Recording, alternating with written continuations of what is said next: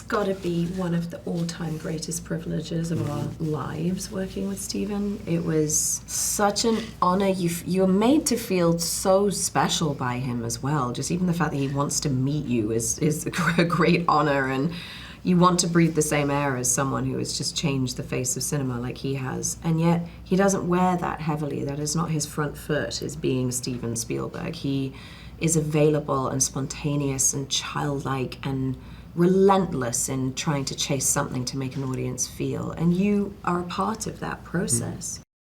Yeah, it's true. It's a bizarre thing to say out loud. You've been in a Steven Spielberg movie. Yeah. It's even stranger to be sat doing interviews with him. But then at the same time, he is just the most humble, most kind, generous, excited, curious. It's like I imagine every movie's like his first. He's still so inquisitive. Yeah, it was a dream. I see them as quite classic Spielbergian characters. I think they're idiosyncratic, they're outsiders.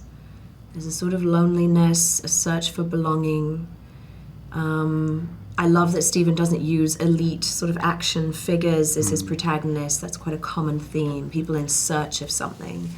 And they are very much in search of what they were made for in this world. And they're put through the ringer in this movie, this life or death race towards like uncovering the truth in those that believe it should remain concealed.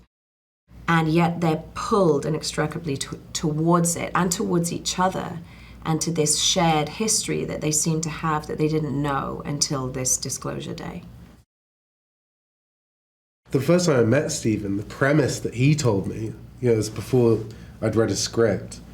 He was like, this is a story about two people who are connected by their past, but they don't know it, and they're being pulled together.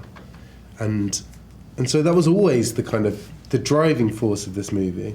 And when I first read the script, but also having seen it, it's like a 100-meter sprint. It's like the gun goes off and we're with you the whole way, and that comes from these two people trying to find each other.